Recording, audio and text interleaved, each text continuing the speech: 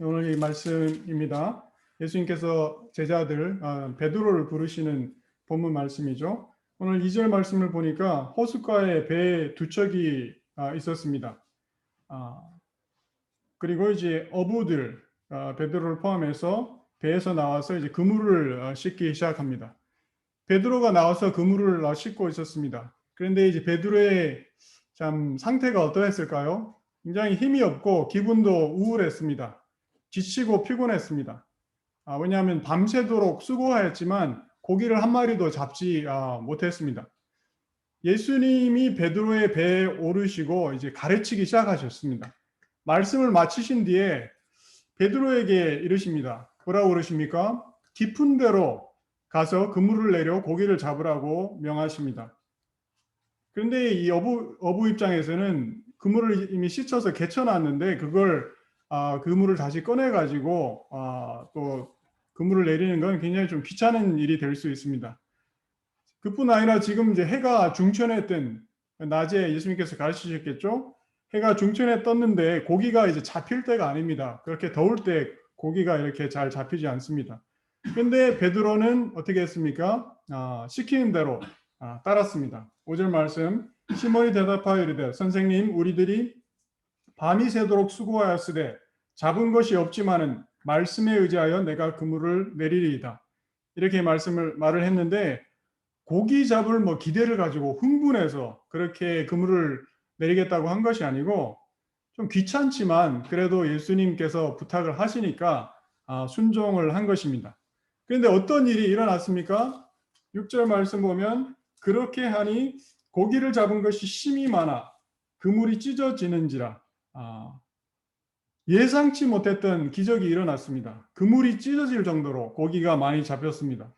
그래서 이걸 혼자 감당을 못 해가지고 다른 배에 있는 동료들에게 와서 도와달라고 부탁을 합니다.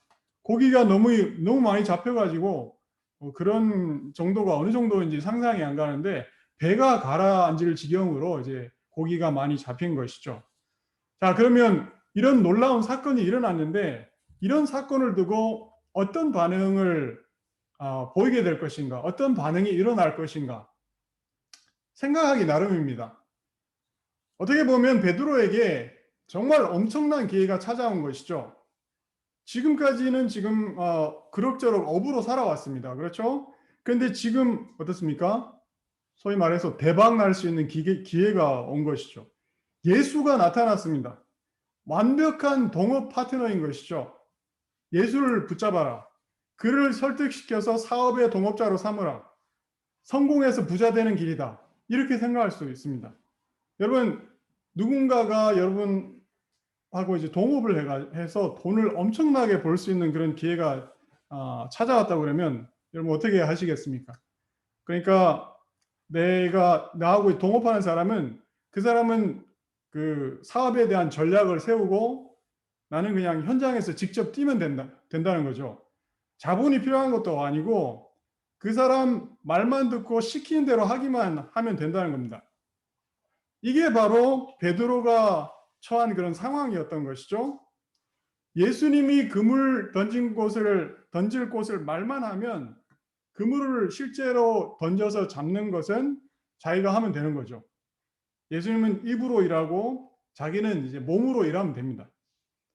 갈릴리 어물 시장을 이제 석권할 기회가 온 것이죠. 경쟁의 대상이 이제 없는 그런 존재가 될 그런 순간이 온 것입니다. 옛날에 그 포리스트 검프라는 그런 영화가 있었는데 이 태풍이 막 심하게 일어나 가지고 선박에 있던 배가 다 파손이 됩니다. 그런데 이 포리스트와 이 같이 동업하던 그 사람 배만 파손이 되지 않았습니다. 그래 가지고 이제 경쟁자가 완전히 없어진 것이죠. 그래서 이제 새우 잡는 일을 하는데 이걸 완전히 다른 배가 없으니까 혼자 독점하다시피 해가지고 엄청난 부자가 되는 그런 영화가 있었습니다. 그래서 베드로도 여기 보면 예수님만 잘 설득을 하면 갈릴리 거부가 될 수 있겠다 이런 생각을 할 수 있는 거죠. 이런 식으로 이제 사람들의 머리가 돌아가기 쉽습니다.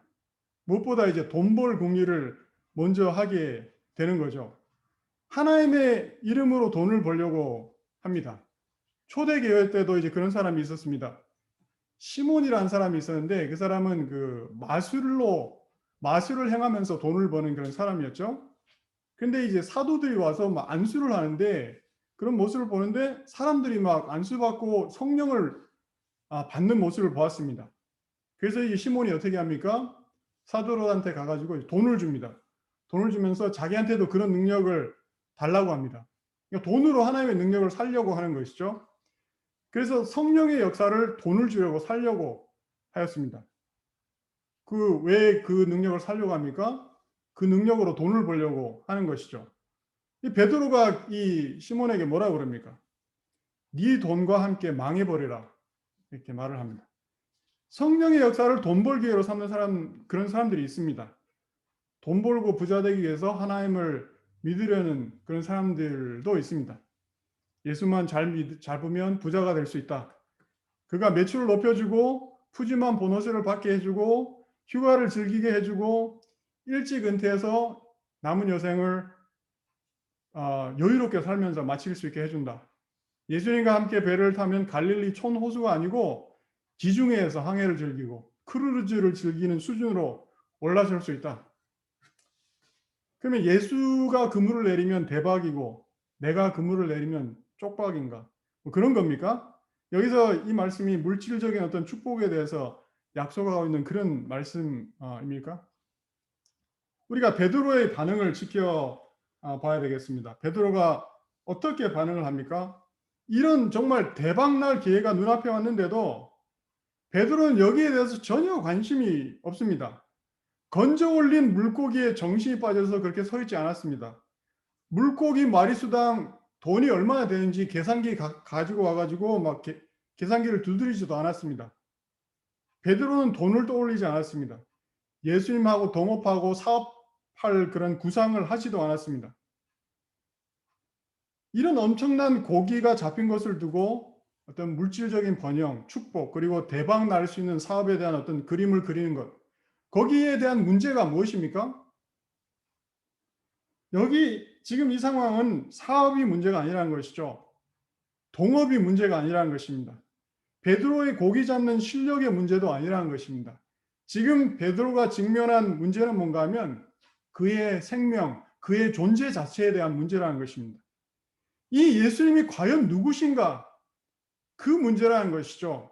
하나님이 어떤 분이신가? 그 문제라는 것입니다. 여러분, 우리가 하나님을 만나는 것, 예수님을 만나는 게 사업 동업자 만나는 그런 일이 아니라는 것이죠. 하나님을 만나지 못한 사람이라면 문제는 다릅니다. 어떤 수단 방법을 가리지 않고 자기 목적을 위해서 사람을 이용하고 기회를 이용할 수 있습니다. 심지어 하나님까지도 돈 벌고 자기 유익을 위한 그런 수단으로 사용할 수 있는 것이죠.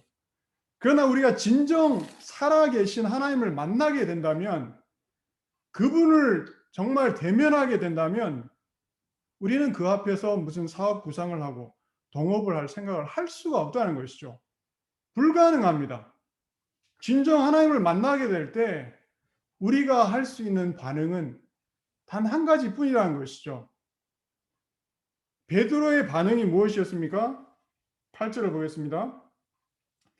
시몬 베드로가 이를 보고 예수의 무릎 아래에 엎드려 이르되 주여 나를 떠나소서 나는 죄인으로소이다.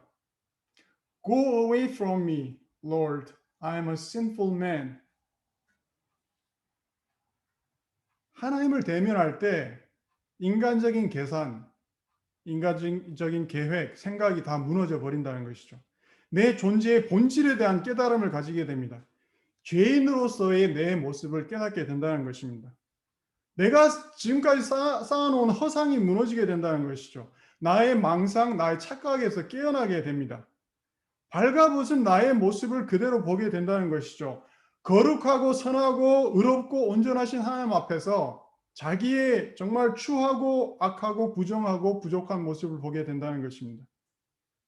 여러분, 우리가 사람 중에 있으면 모르는 것이죠. 뭐 도토리 키재기 하는 것처럼 네가 크니 내가 크니 그렇게 따질 수 있습니다. 내가 좀 나아 보이면 우울감에 빠집니다.